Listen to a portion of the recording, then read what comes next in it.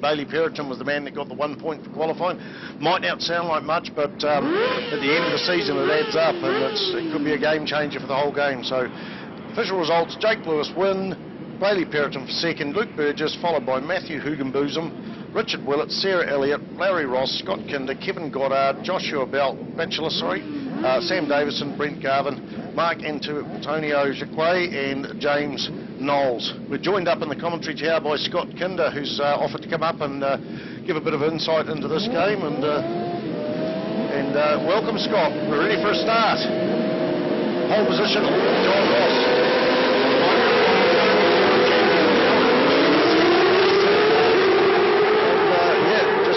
Impressive line-up there, and Cameron Hudson on bike 61 in third place, followed by Toby Summers on the Yamaha in fourth, Honda in fifth place qualifying, and that's Jeremy Holmes, James Hugenbosom, Shane Richardson, Adam Chambers and Reese Holmes and Luke Burgess, the man that we saw in the 250 class. Look at the look at Avalon Biddle flying through the field. She had a good run in the first session, I think was second, and unfortunately in the second session she come down now. Big game changer this year as the guys have... Adam Chambers on the Wolfpack Honda CBR 600 we're out there around the outside there, but it is early leader John Ross. He got a great start and he will be 30 metres ahead of Al Hugenbosom on bike number 43. That's not a bad start. Is that Luke Burgess up in third place on the Kawasaki? Almost looks like Luke Burgess. I think it's Toby Summers here. Could be. We'll just have to see. Toby Summers an early qualifier. Luke Burgess was still having some setup issues earlier on in the piece, but he seems to have come on strong there. And we'll just have a look out. It's a long distance. It is indeed Toby Summers. Good picking there on the bike number 77, the man that won the Suzuki Series on the 600 Super. There's James Hoogie there in fifth place as well. Yeah, and it looks to me like that's Cameron Hudson in fourth. So it's John Ross, Al Hugenbosom, Toby Summers, and Cameron Hudson, followed by Hugenbosom, and can't quite see who's there. Plenty of fighting all the way through there. Jeremy Holmes, is it? Jeremy Holmes on the Honda. Changes colours a little bit this year. Come right through. She's up into seventh already, I think. Avalon was flying at Manfield for the Tri-Series. In fact, at one stage she was leading this class, and it was absolutely special to see the young three side by side. That is their first in about eighth place. So John Ross, quickest man on the track.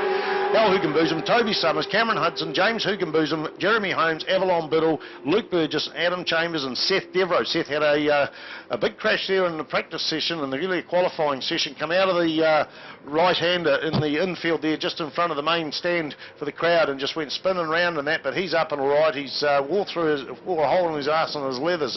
Al Hugenbosom and Jeremy Holmes having a good old ding-dong. Well, look at the freight train round the hairpin, mate. There's about 1, 2, 3, 4, 5, 6, 7, 8, 9 bikes, and there's probably 4 bike lengths between each of them.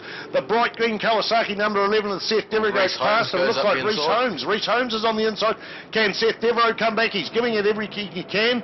Seth Devereaux got a lot of racing miles round here from Christchurch, being a local lad, and indeed so has the early leader, John Ross. John Ross, a very, very nice gentleman, and he's got his daughter Amelia floating around in the pits, and I saw her walking around in the hands of Sister Amy Ross. That's earlier on there, and John's out there. His father Larry was racing in the earlier race as well, so lap times are going to be dropping. We had a 1:33.4 in qualifying. That was John Ross in the quickest in the session, and there he is flying out of the dipper for the first time. We'll watch them coming over the start finish line. 600 production Supersport, 600 Supersport, brought to you by Trevor Pierce, the local Yamaha dealer.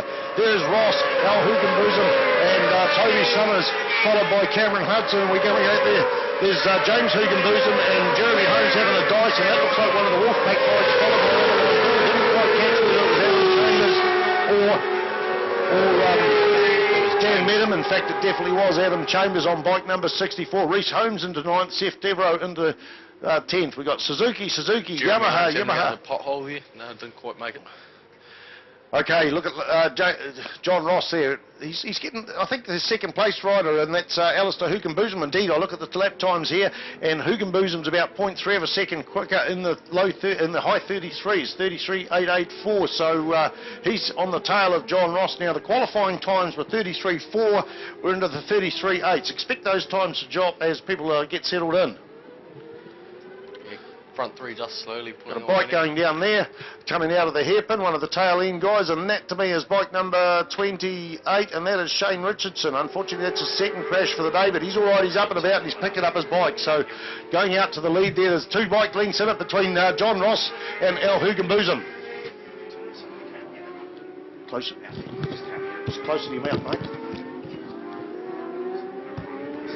Sorry, we're just having microphone issues. Scott Kinder needs his microphone a little bit closer. We'll adjust it up a little bit closer because he's a little bit quiet lad. So we'll get it round there closer and hopefully you can hear him. Back onto the racetrack, and there's nothing in it. There's about 1 or 2 bike links between first and second. It is John Ross on the Repsol Suzuki, followed by Al Hugenboozem. Al slipstream there.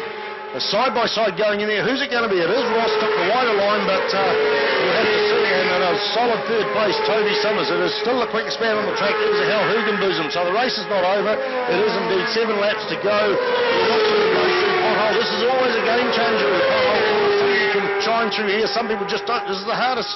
Well, a little bit quicker there. I believe it is the hardest one, hardest corner on the track as we look over there, and Shane Richardson pushing his bike onto the barrier. So fortunately he's up and about. So Toby Simmons round the outside as well. Jeremy Holmes round the outside of James Hugenboozem as they come into the hairpin, and a ding-dong going on there, and I think that's Avalon Biddle just slipping in behind, and the bright orange Repsol Suzuki machine and leathers. So out into the front as they go into the Nana's curve, and it is John Ross, but Al Hugenboozem just 2 bike lengths behind, maybe even 1 bike length behind. Toby Summers on the Summers Plumbers 777 Yamaha R6 hasn't let go of it all, and he's not backing off at all. And in 4th place there, Cameron Hudson here at Ruakuna for the first race of the 600 Supersport class in New Zealand Superbike Championships 2014. Action aplenty. Watch it on CTAS live timing. Watch it live. Listen to it. You can do all sorts of options there. The modern technology has made that available. Closing up, Summers Plumbers 777, closing up there. The gap was getting a little bit wider, but they're closing up. There's about a bike length between first and second, and the similar between second and third. We'll wait. We'll see them coming across the start-finish stripe. Maybe Al Hugenboozem can pull out and slip through John Ross. And so did he pulls out there along the pit lane there.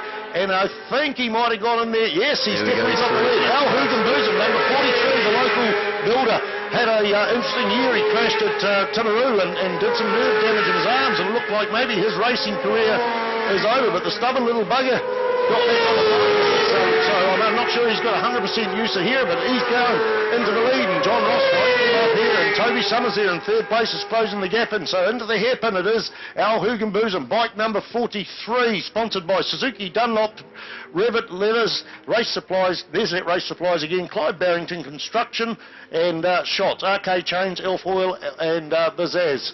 That is 43 of Al Hugenboozem. He's opened up a bit of a lead. There's 6 or 7 bike links into it. That's good right through this little wee chicanes and through the infield. That's a good lead to open up. John Ross won't be given up, of course, and there's Toby Summers. Cameron Hudson's got a good view of this on Cameron Hudson's on bike number 61 in 4th place. We look back there, and there's a big dice there with James Hugenboozem leading right over and above Jeremy Holmes, and then it is Avalon Biddle, and there's a Wolfpack racing bike there, Adam Chambers and Reese Holmes on the John Tuhoy sponsored Yamaha R6. Plenty of action all the way through the field, Scott Kinder. Seth Devereaux's having a bit of a lonely ride there, about the only one out there lonely, but Seth Devereaux's all right there, having a good time. Who's your money on, Scott Kinder? I think Al at the moment, he's just pulled into the lead and pulled a few bike lengths here on John, but John's a cunning old fox, and he'll just sit there and wait and see what else there's all about, so should be a close finish. Looking at the lap times, Al Hugenboozem on 43 is a full half a second quicker, but doesn't show on the track because John Ross closed up there coming off turn 1. Down to about a bike and a half length. The gap closes, they go through pothole. Toby Summers is strong through here on the 777 machine. He's dropped off a little bit, but he's gaining a little bit of ground somewhere along the line on various places of the track. He's got a bird's eye view. And Cameron Hudson is closing up too. We're looking out for the dice between Jeremy Holmes too into the hairpin and James Hugenboozem. James has got the advantage there, but there's not much in it. We go back to Avalon Biddle on bike number 21, the lady that spent most of the winter season over in Europe racing, and a very, very charming young lady as well, and enjoying herself. Adam Chambers there's a couple of bike links, and Reese Holmes. So there's 5 bikes there. Let me look at it. It's Suzuki, Honda, and Yamaha in those 5 machines. We've got a yellow flag there down just that right hander after the hairpin there, so it's not on the front 4 or the second group there. So Yellow flag, where we got that, sorry? just before Nana's here, just coming into the Yeah, carousel. I seen a bike down there earlier. Didn't quite. I got the old binoculars on, but couldn't quite see what was going on here. And Scott Kinder, how's your weekend going in terms of racing? Yeah, pretty good. We got the bike on Thursday night, so and 250s this year. So yeah, awesome. Watch class, the action and, yeah. coming along the front straight here. It's Al Hugenboozem. John Ross closed up there, coming round the big sweeper of the road straight. But Al seemed to have made a bit of a break there, and there was 5 or 6 bike lengths in it. There's nothing in it for slipstreaming and that. And Toby Summers still there, is watching from the grandstand seat. John Ross has got a spectacular closing up style in there, but Everyone lost run a going little into bit turn wide. Lost a little bit time running wide and lost actually about 25-30 metres, but the important thing is he didn't lose 2 places or anything like that. Cameron Hudson on bike 61's closing up. Al Hugenboozem is still the quickest man on the track, set his best lap. Sorry folks. His best lap time on lap 3, we're into lap 6, so 1:33.621, which is still not as quick as the qualifying, and I don't think the weather conditions have changed too much.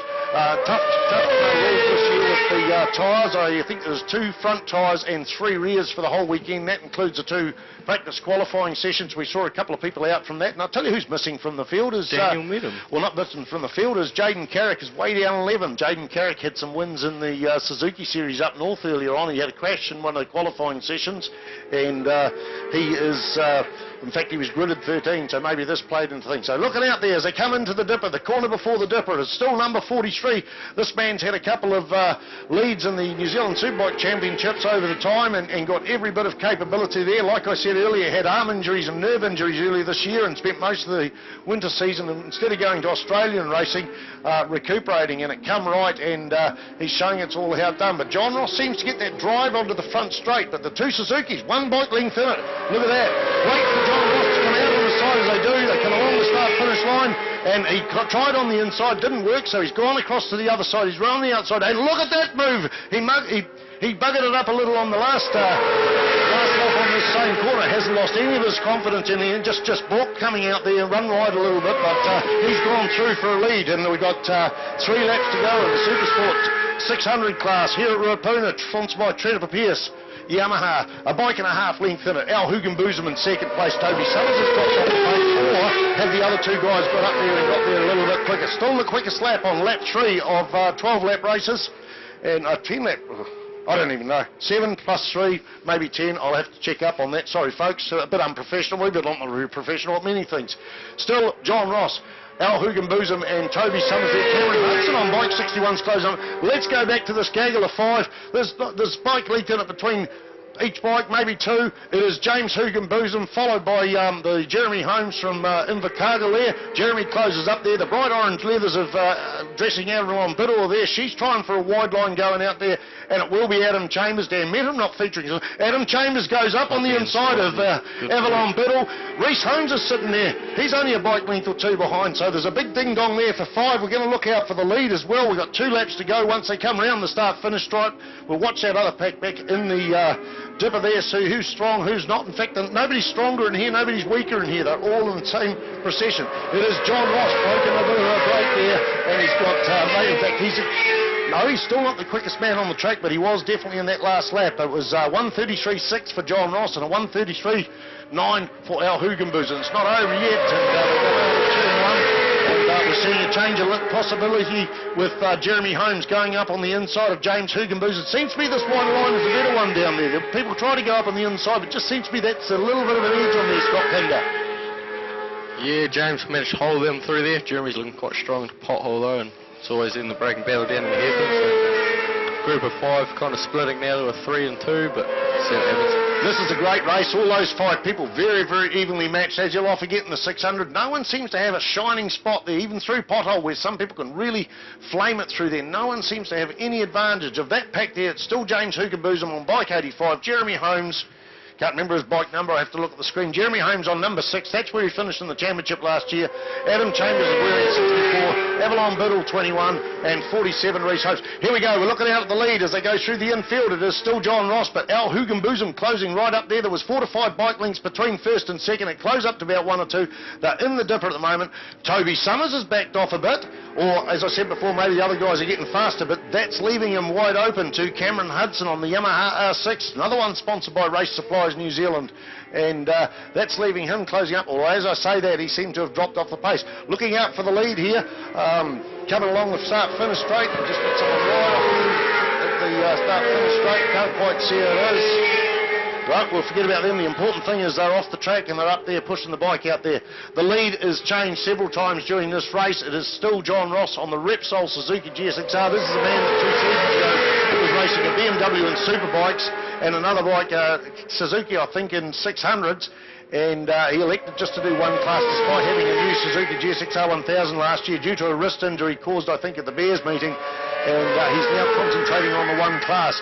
Capable of winning a 600 race any day of the week, as we can see, but so is indeed Alistair Hugenbosom in second place.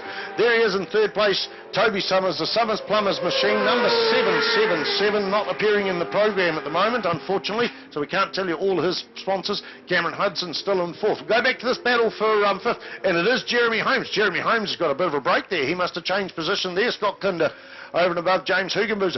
Reece Holmes goes up for the big move on the inside of Avalon Biddle. Avalon shuts him down. Watch Alistair here coming. Try to put a move on John maybe before the dipper, otherwise it's going to be the drag to the line, I think.